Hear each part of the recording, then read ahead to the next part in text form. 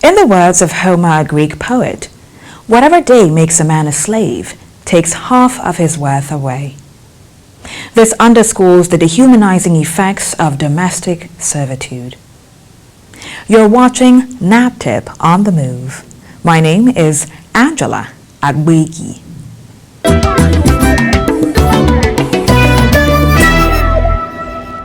Our package today will enlighten you on domestic servitude. What constitutes domestic servitude? What is the penalty? You'll learn this and more if you stay with NAPTIP On The Move.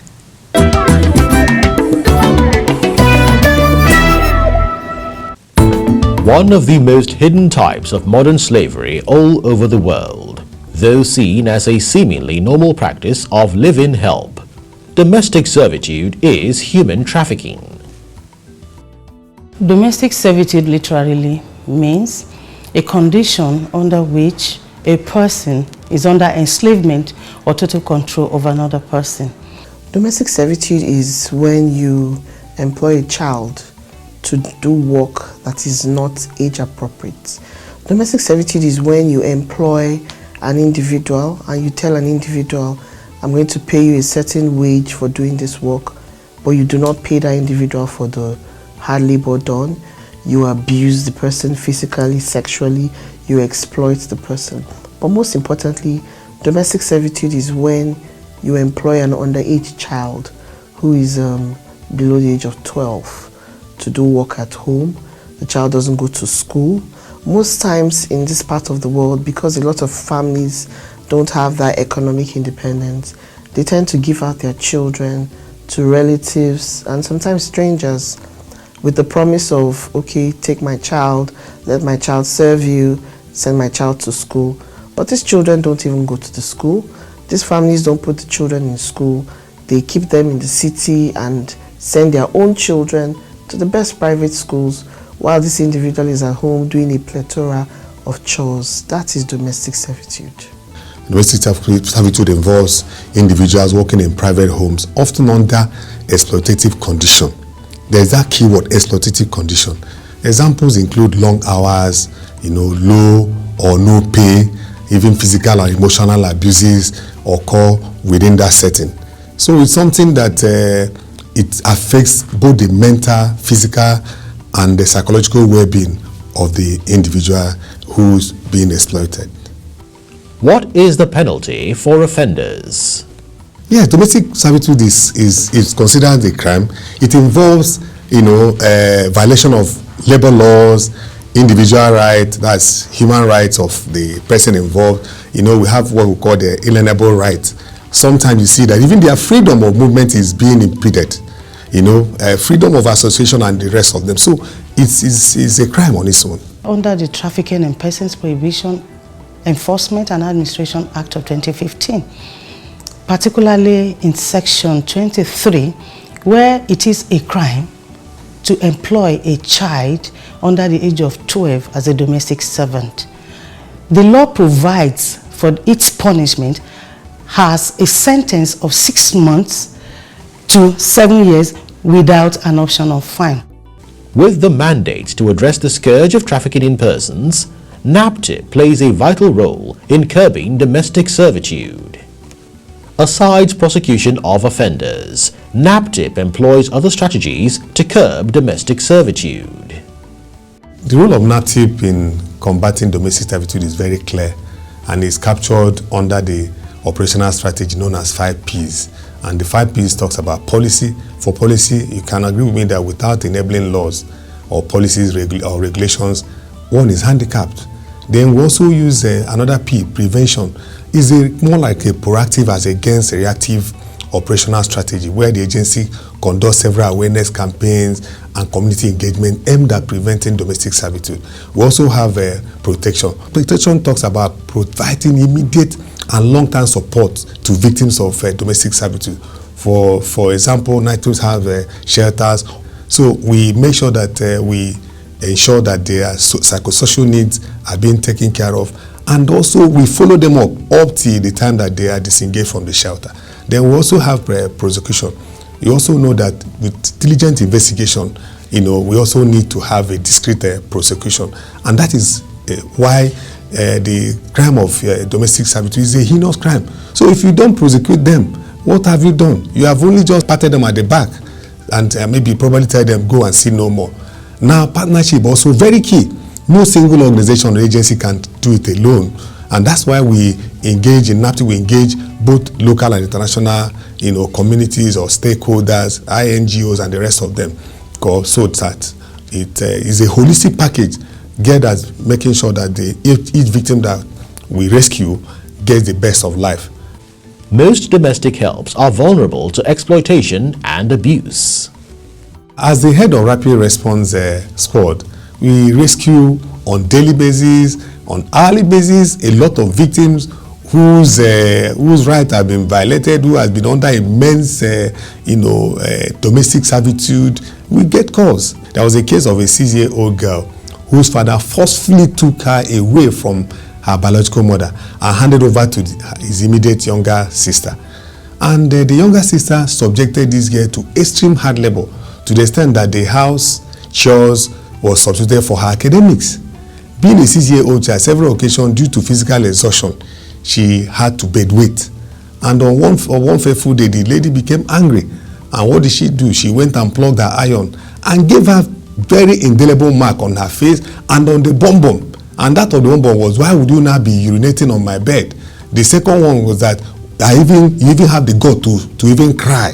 So there are so many of them. There's another similar case. This on a 10-year-old girl. She was brought from Maiduguri as a result of this displacement in the northeast. And the woman had over 3 grown-up daughters.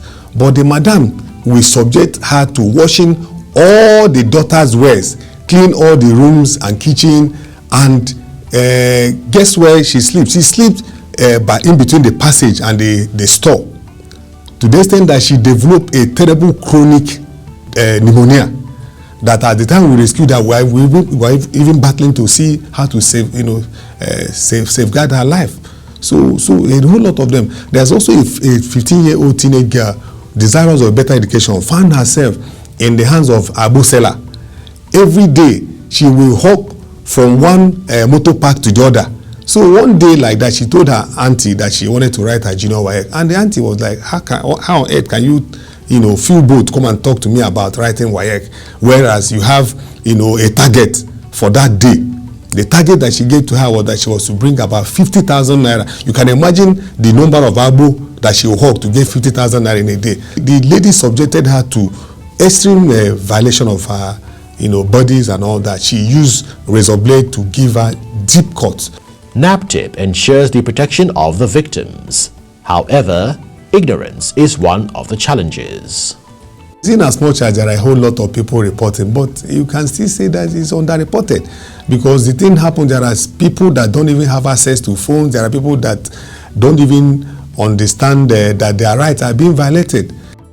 Challenges are family interference and unwillingness of the victims to testify due to this family interference, because most times families feel, okay, no, let's settle, let's not go to court. So they put a lot of pressure, both from the family, both from spiritual leaders, both from traditional leaders. They go as far as calling the traditional leaders of these victims to talk to them. They start using emotional blackmail for the victims. So it now makes the victims unwilling to testify against their perpetrators. And once a victim is unwilling to testify, then prosecution becomes very difficult. In prosecuting cases that relate with domestic servitude, we have a basic challenge, which is withdrawal of cases from the agency. In fact, in some instances, certain cases may have gone to court, and we'll find the family members coming together, asking that the case would be settled within their family environment. Parents, before you give out that child as a domestic help, here is a word for you. Parents should try. It's really difficult because of the economy, but it's better your child is with you and in a village school than with the premise of going to the city and being enrolled in school. Most of these victims, most of these children who are taken out of the villages to the city to serve as domestic servants are violated sexually, are violated physically, and sometimes some of them even die in the process. So what will be better for a parent to have their child with the little resources they have, or to have a dead child? And then as a parent, if you need a domestic worker, employ an adult who can do those chores that are age appropriate for the person. Do not employ a child to do domestic chores that an adult should be doing. Parents should be cautious when seeking for domestic help, because you see, ignorance of the law is not an excuse. Some of them will just say, I thought I was doing the person a favor that you're doing someone and you're violating the person's right. It's no longer a favor. So parents should know who they give their child. But funny enough, domestic servitude is not only about outsiders.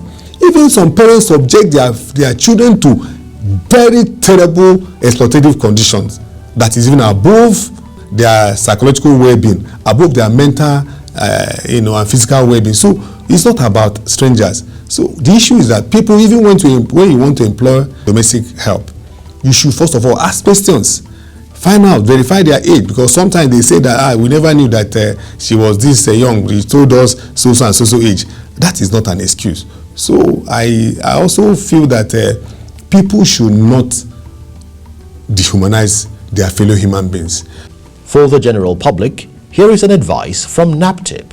I would like to state here, in advising the general public, that when taking help, which is of the right age, you should note that it's equally an offense if you pay such domestic worker through an agent who may at the end of the day take away part of the money or never give the money to the domestic worker at all. The general public should know that NAPTIP is watching. Like I always say, we see something, do something. How do you do something? We have hotlines, we have numbers, we have a social media platform that you can reach us. Domestic servitude is indeed a crime. Be your brother's keeper. Report all cases to NAPTIP.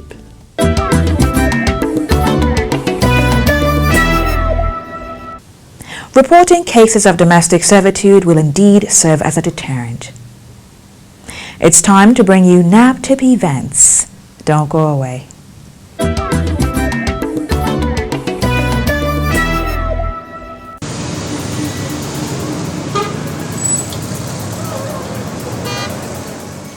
The Director General of NAPTIP, Professor Fatima Waziri Azi, was in Lagos for the official handover of the Counter Human Trafficking Office, donated by the United Nations Office on Drugs and Crime, UNODC, to the Lagos State Neighborhood Safety Agency and the Lagos State Task Force on Human Trafficking.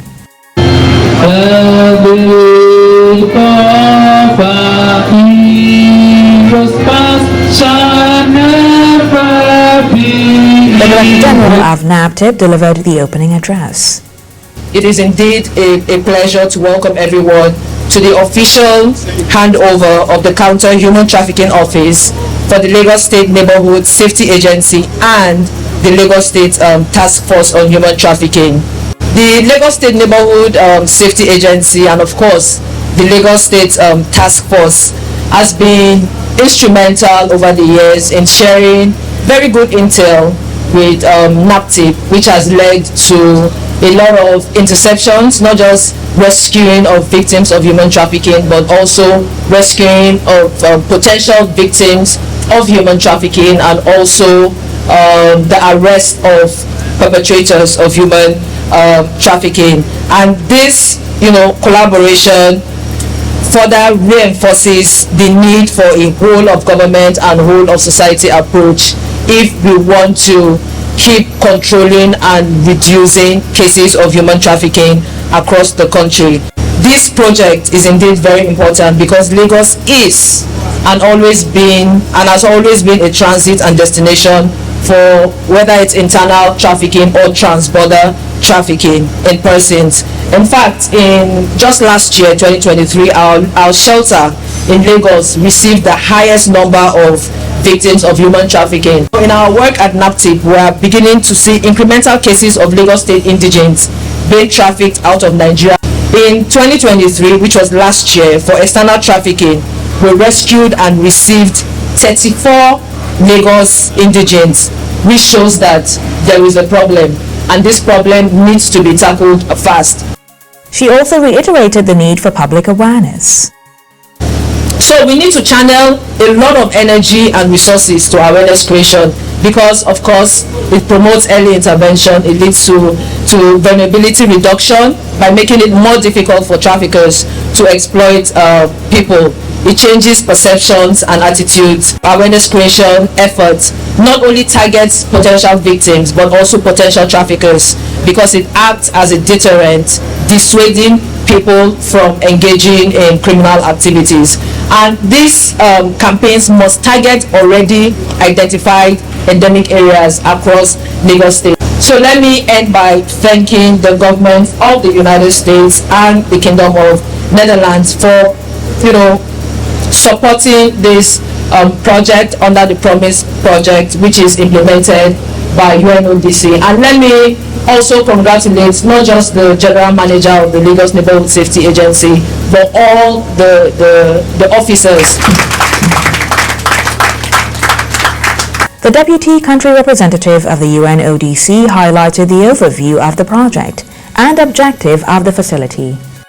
The initiative of the DAP office was conceptualized under two projects, namely Improved Response to Trafficking in Person in Nigeria and the Promise project, which were funded by the United States government and the Kingdom of the Netherlands respectively, and implemented by UNODC in collaboration with NAPTIP.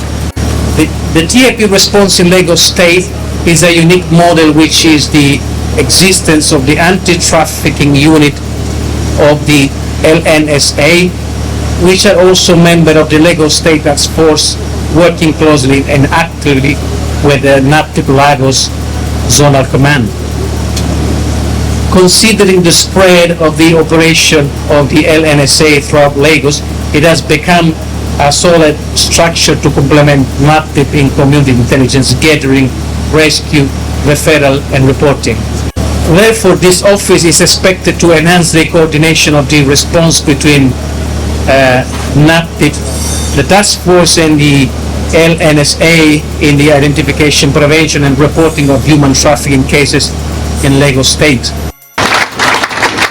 Representatives from the United States government, the U.S. Consul General in Lagos State, Will Stevens, and Kingdom of Netherlands, and Eva DeWitt, First Secretary of the Kingdom of Netherlands, funders of the project, pledged continued support and partnership.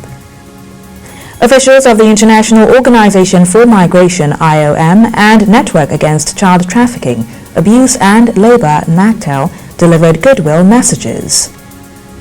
The keynote address was delivered by the Honorable Attorney General and Commissioner of Justice, who's also chairman of the Lagos State Task Force on Human Trafficking, Lawal Pedro, Senior Advocate of Nigeria. I must commence by acknowledging the support of the United Nations Office on Drugs and Crime under its project Improved Response to Trafficking in Persons in Nigeria, and strengthening the Nigerian criminal justice response on trafficking in persons and smuggling of migrants. This office we are inaugurating today, fully equipped with essential furniture is a tangible representation of the commitment of both national and international stakeholders in the fight against human trafficking. This collective collaborative effort aimed at creating an enabling environment that enhances rescue, referral, and reporting between NAPTIP, which by extension includes the Lagos State Task Force on Human Trafficking and the LNSA, our host today. We acknowledge that effort of the NAPTIP on this issue. Therefore, it is imperative to address the problem at the grassroots level. In line with this intention to involve the local government in the activities of the task force. The physical establishment of this office facilitates easier reporting, creating a platform for both victims and non-victims to come forward with crucial information. As citizens, it is our duty to remain vigilant and take action. If we see or suspect trafficking or violence, we should not hesitate to report anything that catches your eye or falls within such categories. The General Manager of the Lagos State Neighborhood Safety Agency, Dr. Ifalade Oyeko, thanked everyone for gracing the occasion and reiterated the commitment of the agency in the fight against human trafficking in Lagos State. Climax of the event was the official commissioning and inspection of the office.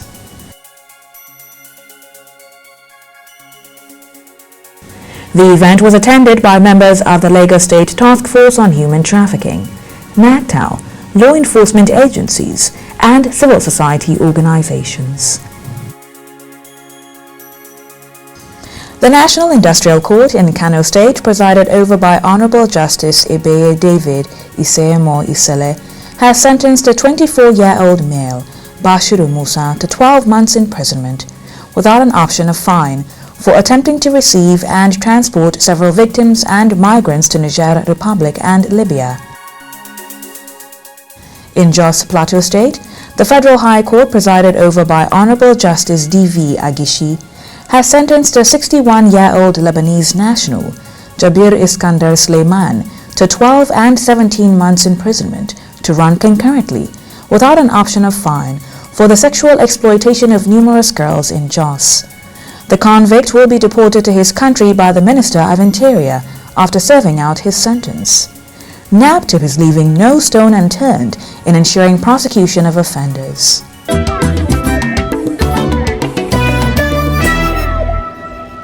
Our Victim Story segment is up next. Keep watching.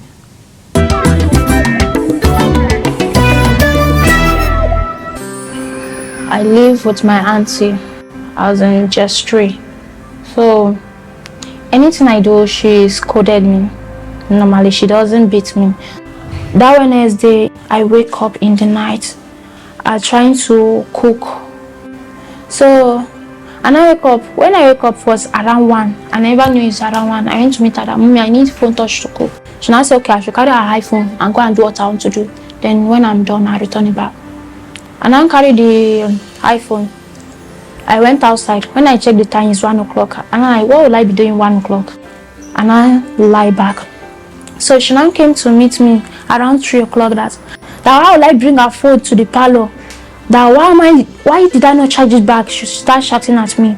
Before I know, she carried charger cord. She started flogging me my back. I was crying. She was now flogging me. She now pushed me. I now went inside room. She now carried turning stick to come and meet me there. Started using the turning stick to hit my head and hit my nose. She was beating me with the turning stick. I started bleeding from my nose and my mouth. She went to parlor, sit down. They were singing praise and worship. And I said that I should come outside for prayer. And I said, I'm not coming out for prayer. She now say, in this side, look at her eyes like cats. She's a witch. She now start carrying belts and beating me again. And I get up. I just went inside and carried my school bag. I left the house. So as I was going in the morning, the man was jogging. The man now saw me bleeding. He now told bike man, security man, that they should hold my hand, that I'm seriously bleeding, that they should take me to Berekete family. I met plenty people outside. They take my pictures to see how she beats me. Then she did not wait for them to come and meet her at home. She came herself with my elder sister. Berekete family report to NAPTIP people. Then NAPTIP people take me to the hospital. From hospital, they brought me to shelter here. So I want to thank them for saving my life, and I want to thank them for everything they are doing to keep us safe from danger. Thank you, NAPTIP people.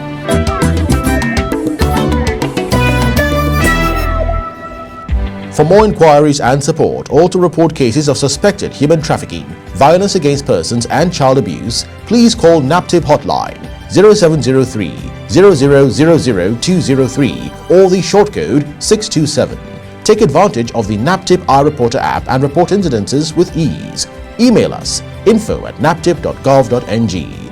Visit our website www.naptip.gov.ng. Follow us on our social media platforms at NAPTIP Nigeria or watch our videos on YouTube. This is where we draw the curtain on this episode of NAPTIP On The Move. Till I come your way again, don't forget to report cases of human trafficking, violence against persons, and child abuse. Thank you for watching and see you soon. I'm Angela Agwegi. Goodbye.